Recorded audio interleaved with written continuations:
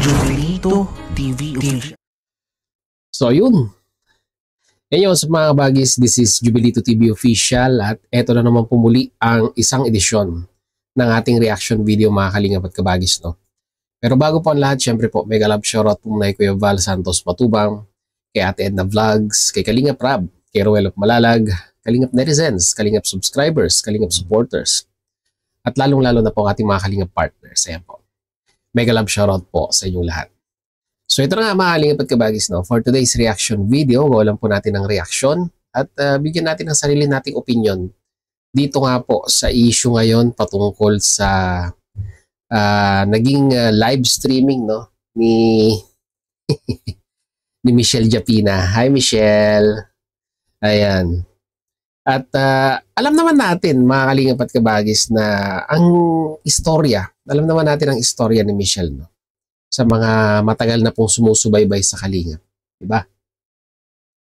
Depender yan. Matinding depender yan ni Kuya Val nung mga kapanahunan nila Lola Damiana, yan. At talagang iba ang prinsipyo ni Michelle mga Kalingap at kabagis nung mga kapanahunang nakikipagbakbakan siya. At dumating sa punto na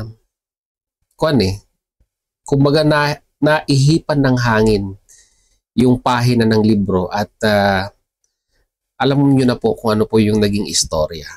Although naging ganun si Michelle, mga Kalingap at kabagis sa Kalingap at that time, ay siya on and off mga Kalingap at kabagis, no? Humingi ng dispensa, humingi ng patawad kay Kuya Val, tapos muli naging kontra na naman hanggang sa itong mga lately mga Kalingap at kabagis, no? Itong lang nung natapos na siyang mag-reaction or maging reactor ni Medit ay parang muli na naman pong naglaylo itong si Michelle. At dito po talagang nakita natin yung issue patungkol kay Medit ay talagang, di ba, nung nare-reactionan na po ng mga kapwa ko po reactors, itong si Medit ay lumabas muli si Michelle, no? At dito makikita natin na ipinapakita niya ang suporta, no? Ang suporta regarding po dito sa paglalabas ng katotohanan patungkol po dito sa issue, lalong-lalo na sa mga sponsors at reactors ni Medit at that time. So, parang ngayon, naka-align siya. Naka-align siya ngayon sa Kalingap, no? Diba? Nag-reactor siya ng Rochelle at that time. Tapos, naisingit pa nga yata niya ang Jomcarl kung hindi po ako nagkakamali. Tapos, ngayon po, no, ay sa Danjoy naman. Diba? Sa Danjoy naman po siya nag-reaction. Tama ba, Michelle? So, ito na nga, mga Kalingap at kabagis, no? May mga kasamahan po tayo sa BIOS. Andyan si Bobby TV, si Boss Bobby TV. Tapos, nandyan din si... sino pa ba? Ang nag-open up ng kanilang... ayun, si Kuya Brooks. Nag-reaction din dito sa live streaming ni Michelle. At itong huli ay itong si Bopil Vlogs, no? At kung titignan po natin yung pattern, palibasa ang nire-reactionan niya ay Danjoy, mga Kalingap at kabagis, ay napansin po natin na umalma yung pong founder ng Danjoy Kilig Overload, yung founder po ng isa pang community ng Danjoy, si Boss Bobby TV 143. At syempre po, no, yung tatay ng bida sa Danjoy, si Kuya Brooks. So, nakikita po natin yung pattern na talagang ang concern lang naman nila, no, mga Kalingap at kabagis. Ang concern lang po nila ay ito ba ay alam ng founder ng Kalingap yung pagre-reaction niya? At yun lang naman ang gustong yun lang naman ang gusto nilang mahanapan ng kasagutan.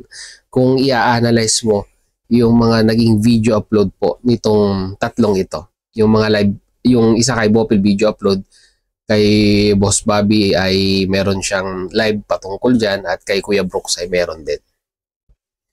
So, alam ko po sa mga viewers ni Michelle ay may mga kon pa rin dyan. May mga viewers pa rin po ng Kalingap. Hindi naman po mawawala yan. Diba? Mga Kalingap at Kabagis, no? At positive naman yung naging reaction niya sa Danjoy. Pero kagaya nga po ng sinabi ko, mga Kalingap at Kabagis, no? Ay dapat ito sagutin ni Michelle to. Diba? Alam ba or may basbas ba ni Kuya Bal ang pagre-reaction mo sa Danjoy?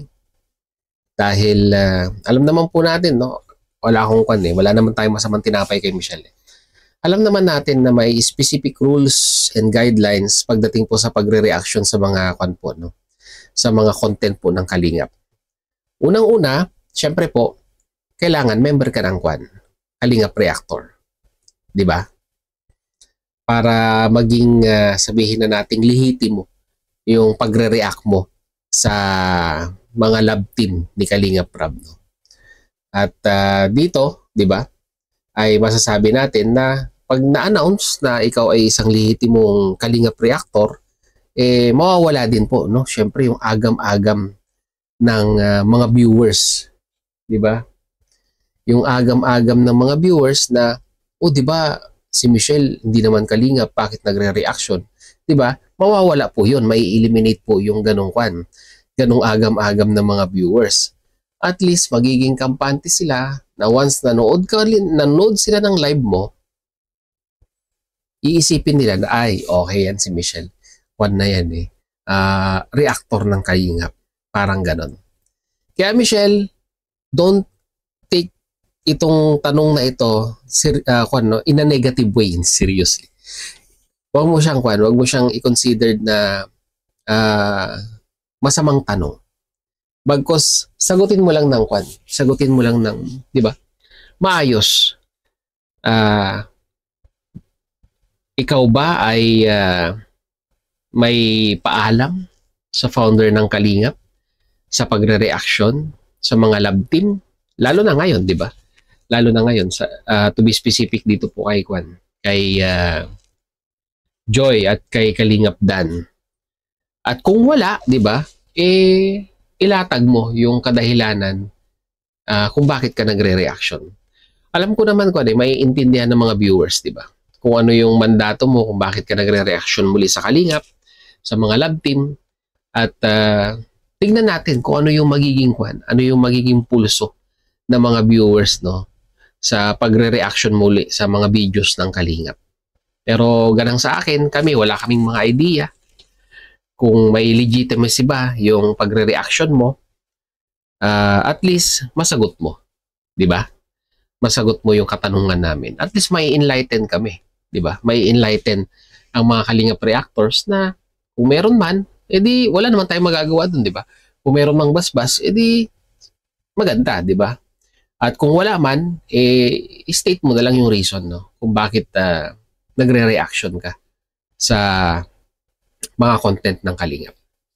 So yun lamang po ang ating dito, mga Kalingap at Kabagis. Yun lamang po ang ating opinion dito sa naging live streaming ni Michelle regarding nga po dito sa pagko-content niya sa mga love team po, no? Ngayon naman po ay Danjoy naman po ang kanyang ginagawan ng reaction video. Kayo, mga Kalingap at Kabagis, ano sa tingin ninyo? May usapan ba sila ni Kuya Bal? Meron o wala? Lagay niyo po sa comment section. Pag-usapan po natin yan. So yan, mga Kalingap at Kabagis, no? Muli, maraming salamat dahil sa dulo po ng ating reaction video ngayong araw na ito ay nasamahan niyo po muli si Jubilito TV Official. At muli po, nagpapaalala po ang inyong host sa mga hindi pa po nakasubscribe sa channel po ni Kuya Val Santos Matubang at Edna Vlogs, Kalingap Rab, Roelog Malalag. Supportahan po natin ang kanilang mga YouTube channel. And at the same time, muli po naglalambing din po ang inyong host sa mga hindi pa po nakasubscribe sa channel po ni Jubilito TV Official ay pakihit naman po ang subscribe button at ang notification bell para maging updated po kayo sa mga darating nating reaction videos. Ganun din po, paki-follow and like ang ating official FB page na may title pong kaparehas po ng ating official YouTube channel, Jubilito TV Official.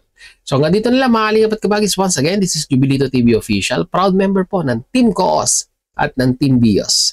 As I always say mga kalingap at kabagis, peace, peace, God first, God bless po.